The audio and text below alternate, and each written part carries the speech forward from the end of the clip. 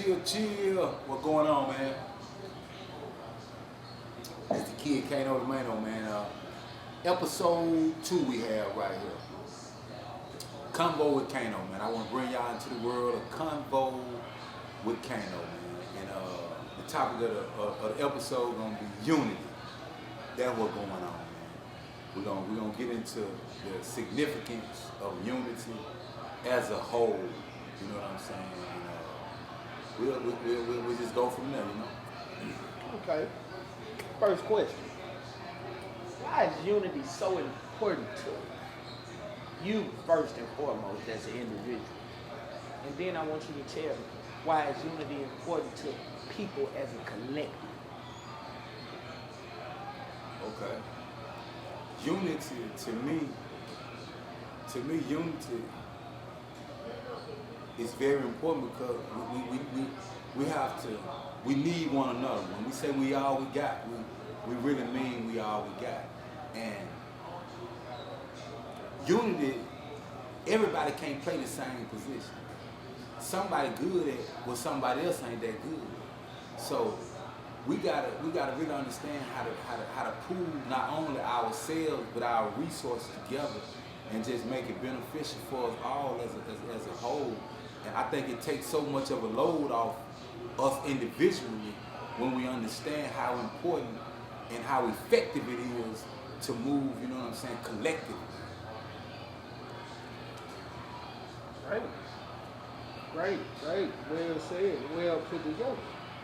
Okay. Quick question. Where did you come up with the name CMTMG?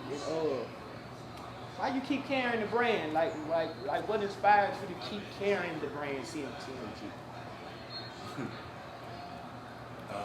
That's a great question.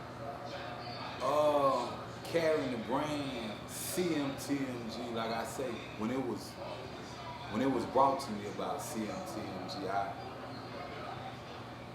I felt like that it was for one, man, we brought my man CMTMG, count money together, major grind. Bro, I'm like, this sound like unification. This sound like brotherhood. This sound like sisterhood. This sound like financial literacy. You know what I'm saying? All in one. You know what I'm saying? Like, so, and then too, like I kept on with the brand also too, like because it wasn't about me.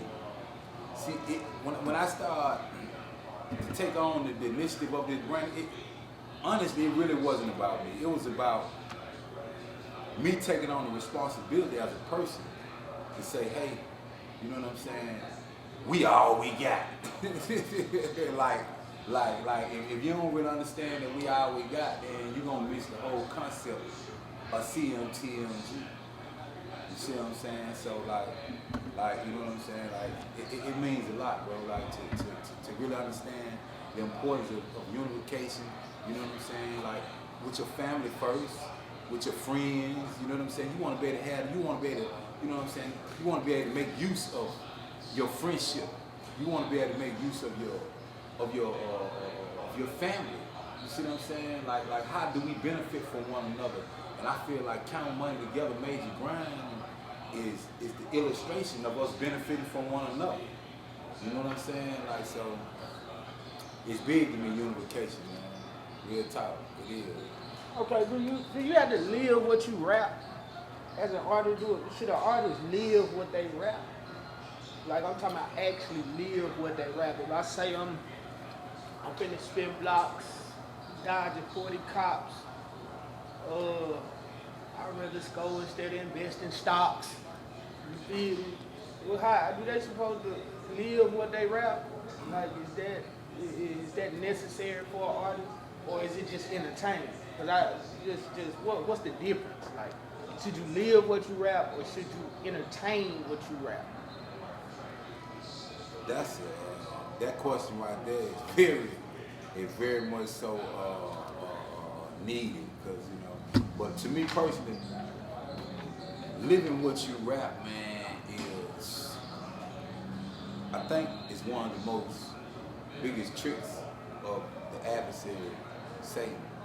You know what I'm saying? Because Like when you to be a rapper, to be an artist, like you gotta know how to be like me personally. Like I get in multiple characters when I rap because I sing, I rap, I'm melodic, I do a lot of different things. So to be able to get into different characters as an artist, you know what I'm saying? But you also want to be able to know when to cut these characters on and off. You don't want to be to the point to whereas you around your grandmama or you around your kids and you got the 30 hanging out your pocket. You understand me? You living what you too busy living with your rap. You don't even understand, man. This ain't no time for that. You see what I'm saying? So I think, but now don't to reiterate what I'm saying. Like I think too also that you got to be very true to what come out your mouth. Like don't be speaking on things that's not true. Don't be glorifying things that's not that's not productive. You know, don't be glorifying things that you know that brought you home. If you know this brought you home, why would you glorify it? You see what I'm saying? So I mean, I think artistry, it's two ways to look at the artistry because some people they're gonna carry the negative side of their artistry. They're gonna and that's cool. But then some people don't. They understand how to create the art and tell a story from just their experience. And like I'm one of those kind of artists. You know what I mean? So yeah. I like that. I like that. I like that. Okay, this might be a funny question, but do you think you're too old to rap? Or what's the age bracket for rapping? Is there an age bracket? You know, is there a certain age where you're supposed to give up rapping even if you know that's your safe haven, your therapeutic times, if that's what helps you you know, keeps your mental balance? I mean, what age is it to where you're too old to rap? I mean you got Jay-Z, you got Nas, you got Snoop, you got Ice Cube, you got E40, you got all these older rappers who are successful in what they doing. I mean, my honest opinion is that I don't think there's a certain age, but what do you feel? What do you think? As the CEO of CMTMG, what do you think? Are you too old to rap? Me personally, that would inspire Look Too Good. I'm saying, that would inspire Look Too Good, because Look Too Good would try to let you know that I don't think I'm too old to rap. You know what I'm saying? But not at the same time, you know, I would elaborate and say that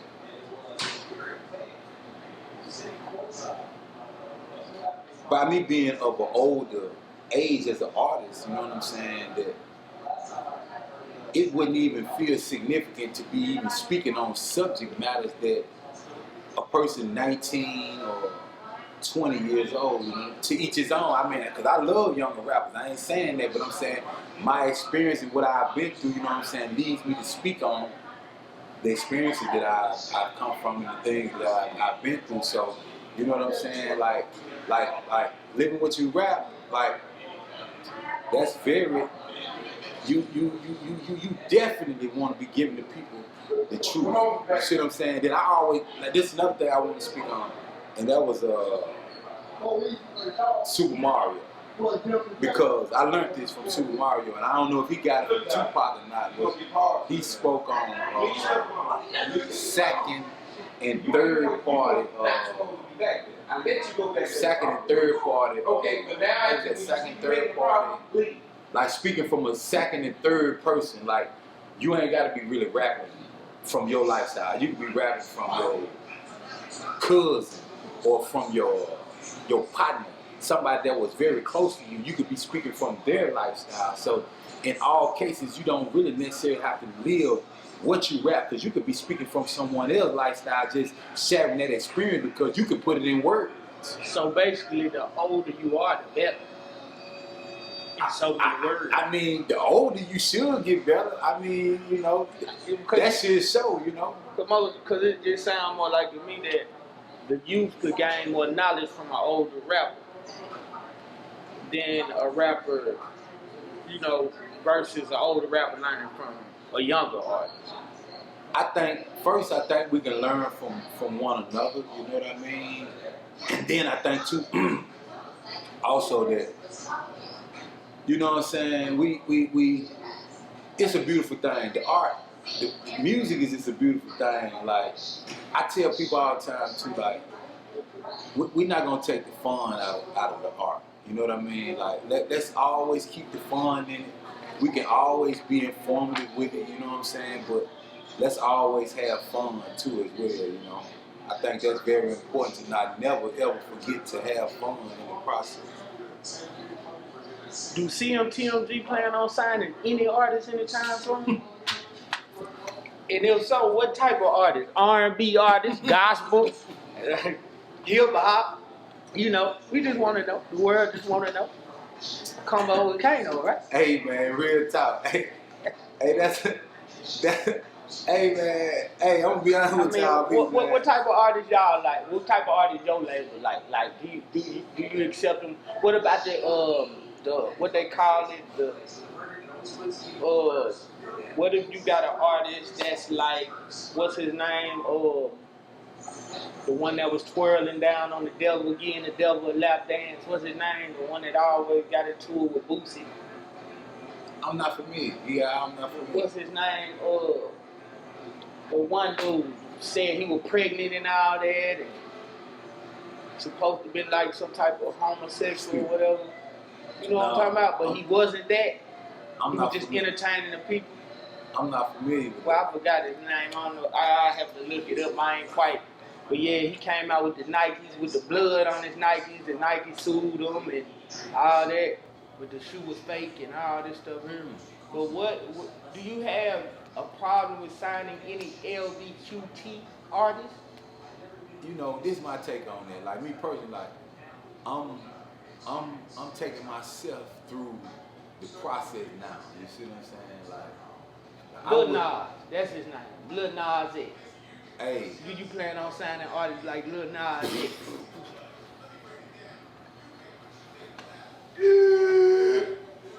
Hey man, listen. Not man. saying planning, hey, but do you have my mother a criteria? My mother always taught me too that if you ain't got nothing good to say, just don't say nothing at all, man. But real talk, I'm taking myself through the process now because I don't know what's going on, man. I'm learning this as I'm going along. I'm putting it all together, you know what I'm saying? I wouldn't even get in no other artist's way as to acting like I'm trying to sign you to something that I don't even really know all of what I'm doing. So I'm learning what I'm doing. You see what I'm saying? Now at the end of the day, don't get me wrong, we can do a project. Like any artist that got talent, you know what I'm saying, and got work ethic too, you know what I'm saying, they want to hook up, you know what I'm saying, and put a project or something together, then, you know, also put a bag or something behind it, you know what I'm saying, like, that's what I'm about. But now me, as far as me, and CMTMG signing an artist or whatnot, like I'm not, you know, I ain't in no position to sign no artist, and I wouldn't even get in no other artist's way like that, you know what I'm saying, like, for real talk. That's my take on it, bro. What do you think about, what reason do you think, why don't you think no artist from your city, Greenville, Mississippi, has made it to that breaking point yet? What is hindering artists, from your perspective, what is hindering artists around Greenville that won't allow them to get to that next level, to where they're getting signed or getting the notoriety they need from Memphis, Atlanta, Alabama, Texas, just like all the artists around Mississippi? What we aren't doing as a collective that other cities and artists in other cities are doing versus what we doing? I think that, you know, this is my take on it, you know. I think coming from Mississippi, you know, we want to always keep in mind that there's a lack of resources here, you know what I'm saying? So I think by us having a lack of resources, man, you know, we way down here, man, we way somewhere, man, we way out the way, man. You understand what I'm saying? So lack of resources for one that I think that kind of hinders us. Then also I think the lack of us knowing how to network with one another. Yeah, man. Hey, man, I just want to thank y'all for coming out, man. You know what I'm saying? Coming to the channel, man. Checking out your boy Kano, man. Kano the man, or Convo with Kano. It's going to be, this is episode 2. It's going to be plenty more to come, you know what I'm saying, man? Just,